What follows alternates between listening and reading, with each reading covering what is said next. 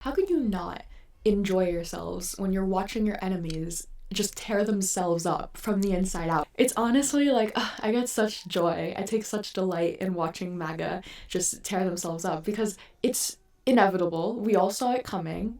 If you have an entire coalition based off of a demigod, not demagogue, I'm not talking about political demagogue, someone who feeds off of the prejudice and hatred of voters and harnesses that for their political power. Demigod, as in they see him above a person, above a human, like they see him as like a godly figure, a prophet.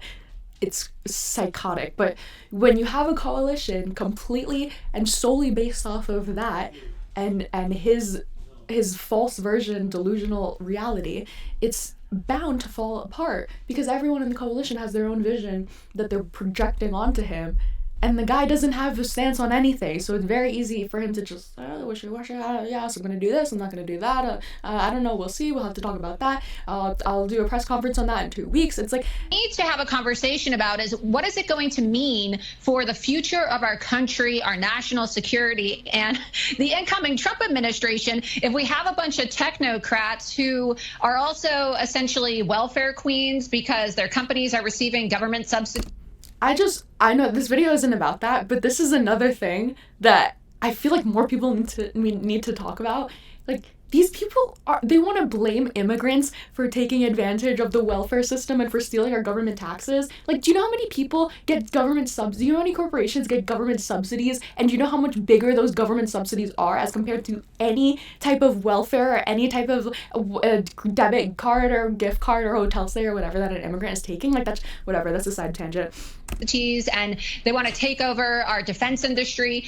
If you have a bunch of tech bros with billions of dollars and direct unfettered access to the vice president and the president of the United States, and then they are also, very cordial with our adversaries, as in China and Iran. We've seen that Elon Musk is having these meetings off the books with Iranian officials, with Chinese officials. What does that mean for us and the future of our constitutional republic? Okay, hang on. Yeah. It's so frustrating to me to see Magapotamians having a brain because, like, I don't believe in stupidity. I really don't. I refuse to believe that there are people in this world that are presented with facts and then they see the facts and they genuinely don't understand the facts or genuinely fail to like, it has to be denialism. This is just proof of that. You have a brain. You have critical thinking skills. You're able to look at Elon Musk and be like, it's a bad thing that he's meeting with foreign adversaries. It's a bad thing that the richest man in the world is funding the president. It's a bad thing that he has this much influence over it. But for some reason, you can't apply any of that critical thing to Donald Trump. Like, what? It's just so frustrating. But this Laura Loomer, Elon Musk drama is just the surface of a deep-rooted ideological difference in MAGA. Because like I said before, if you have a coalition based off of a demigod who has the most wishy-washy stance on policy to ever exist, it's just bound to tear itself apart. So I took the liberty of outlining the Civil War for you, or as I like to say, the schism. I love the word schism. Anyways, on one side, we have MAGA. This is Make America First. Laura Loomer, Steve Bannon, Stephen Miller. These are the OGs, the conspiracy theorists, the crazies, the ideologues. They're focused on America first. They want their mass deportations. They want them now. They want to throw out the net and just deport anyone that gets caught up in the net, as Stephen Miller says. They want their tariffs. They want to punish all of these foreign countries that are taking advantage of the U.S. that we're subsidizing. They also want no funding of wars. They want to pull out money from Ukraine. They want to pull money from Israel. For some reason, they also, going back to this, want to invade, or I don't even know, they want to take over Canada, Mexico, Panama, and Greenland, because we're being taken advantage of, but then they also don't want to fund any new wars. I don't know. Honestly, I give up on trying to make sense of the crazy that is MAGA. And then as far as social issue goes, they're Christian nationalists. So very pro-life and very, very anti-trans. Trans people are going to hell. They're the devil. It's unnatural. You're not allowed to do it. That's what they're saying. Not me. That's them. Then on this side, we have the Doge side, or the tech side. I also have a little footnote here of libertarianism because I think that that's also a significant portion of it, is just this idea of personal freedom, and I want to keep all my taxes, and people can't tell me what to do, and I want to trade with whoever I want, blah, blah, blah, you know, that side of it. So we have Elon Musk, Vivek Ramaswamy, and JD Vance. Right off the bat, I would say that these people have a bit more influence than these people. That's just me. But let's continue. These people are more focused on owning the libs than they're focused on America first, right? They don't have a set group or valued principles. They're just very contrarian to anything liberalism, progressivism, Democrats, anything that the left says. Very focused on free speech and censorship. They think that all of their rights are being taken away because they can't say slurs. Very focused on tax cuts, right? 2017 tax cuts, they want extensions, they want them to go lower. Focused on deregulation, this is going back to the libertarianism. Focused on crypto. For some reason, they're probably invested into Dogecoin, which is just because they're fucking idiots. Then we have no really substantial social issues. I think this is just like more of the libertarianism. Like, I don't know if these people genuinely hate trans people or gay people or women. I think that it's more about owning the libs. I think it's more because they're chronically online and, you know, like the whole my body, your body, my choice thing. It's just such an online, like, you don't actually believe that. It's ridiculous. It's not like based in them as a person, their ideology, their belief, the way that the MAGAs, this side is. This is based in Christian nationalism. So in the middle, we have Donald Trump, right? What does he get from the MAGA? He gets support. This is Mike Pence and his whole evangelical voter base, white Christian nationalists. He would not have won in 2016 if not for these people. This is who the Heritage Foundation is funneling into his cabinet. This is all of the background crazy Christian nationalists. There's no other word for them. And what does Donald Trump give them in return for all of the support, all of the votes? He gives them policy. He overturns Roe v. Wade. He gets rid of the separation of church and state. He is in favor of banning books that are like ideology. They're selling Trump Bibles at a school.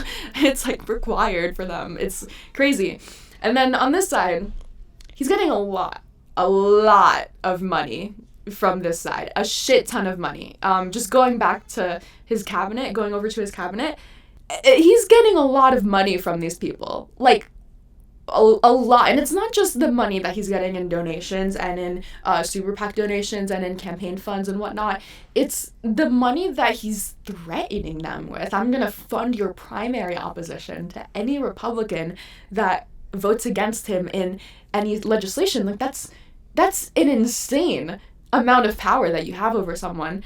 And then in addition to all the money, he gets all of the support that comes with the money. He gets Charlie Kirk's Turning Point USA. He gets all of the Joe Rogans. He gets the young guys that are listening to Jordan Peterson and Theo Vaughn and all of these right-wing conservative ecosystems, right? He gets all of those voters. And then what does he do? He gives them policy in return. He gives them, he owns the libs every day on Truth Social. He's constantly talking about going after the media for free speech. He's already promised his tax cuts. He's already promised deregulation. He's already appointed very friendly people for AI and crypto. The whole fucking Doge thing and his crypto advisors and whatnot. And then again, I think Donald Trump literally said with the whole trans bathroom thing, like, he doesn't care because it's not like a big policy issue. Like, that's not the focus that he's on. So just right off the bat, right? Okay, Donald Trump is getting a lot more from the Doge side than he's getting from the MAGA side, just with the money alone. That's very powerful. Then he also has more powerful people here with JD Vance, who I am scared of, okay? Just little side tangent. If I look up JD Vance right now on Google, incognito mode, the only articles that come up are very innocuous. I thought JD Vance would be more of a threat. JD Vance at Mar-a-Lago, JD Vance top political stories, who will fill JD Vance's seat. These are very uncontroversial stories, and I'm very scared because there is a possibility that JD Vance just completely takes this wing of the MAGA party and throws Donald Trump and this wing under the bus and just gets rid of all of them, because this wing is the more digestible one. And I think people are kind of undercutting or discrediting the power that Democrats have. This wing is a lot easier to negotiate with than this wing. How the fuck do you negotiate mass deportations, tariffs, the complete pulling out of wars, the complete ban of abortions, and what did Donald Trump say? He recognized that the official policy of the United States was that there was 2 genders. What the fuck does that even mean? Who is doing any of these policies on the Democratic side? No one. But there is an argument to be made on this side, especially going back to this H-1B visas, which is what started this entire thing. Donald Trump landed on the Doge side. He agreed with Elon Musk in that we need to have H-1B visas. He disagreed with the rhetoric. He probably disagreed with Elon Musk calling Americans retarded. He probably disagreed with Vivek Ramaswamy tweeting out this entire diatribe about how culturally Indians are superior to Americans, which doesn't even make sense. Just to address this for a second. India is, by numbers, the largest country in the world, population-wise. Just by numbers, you are going to have the most amount of people coming from the most populous country in this, like, that just makes sense. Obviously, there's an increased number of high-skilled workers from a country with an increased population. You could say the same thing about Chinese Americans. Oh, why are Chinese Americans so smart that they have to get rid of affirmative action in Harvard because of it? Because it's a big-ass fucking country. Obviously, a lot of them are going to be smart. Numbers-wise, a lot of them are going to have the means, the opportunity, the ability to come over here and be smart over here, make money over here. Like, it's... Okay, so even though Donald Trump probably disagrees with all of this and probably doesn't understand anything that I just said, he did land on this side of the debate. Because why? I think because of optics, if I'm being quite honest. But I don't know. Maybe it's because of President-elect Musk. Maybe it's because JD Vance is behind the scenes. Maybe Peter Thiel is, like, hiding somewhere over here, whispering something in his ear. But I don't think that it's nothing to focus on the optics and the framing of these issues over the next 4 years. I think Democrats have a lot of power in terms of negotiation and in terms of screaming at the top of their fucking lungs. Because that's all Republicans did these past 4 years, was just have these bullshit hearings and make these bullshit statements over and over and over again, and it's stuck. And now we have an opportunity to do that. So, optics-wise, this wing is way easier to shit on. This wing is based in racist ideology. They're white Christian nationalists. They just are completely irrational, crazy people. Laura Loomer is a 9/11 conspiracy theorist. Steve Bannon is an election denial. So is Stephen Miller. These people are crazy, and they're clearly crazy. These people get away with claiming to be smart. These people seem to be reasonable. JD Vance literally put on a skin suit for the debate and seemed like the most normal guy you've ever met. You could grab a donut with him. Yes, that's a direct reference to the donut shop incident.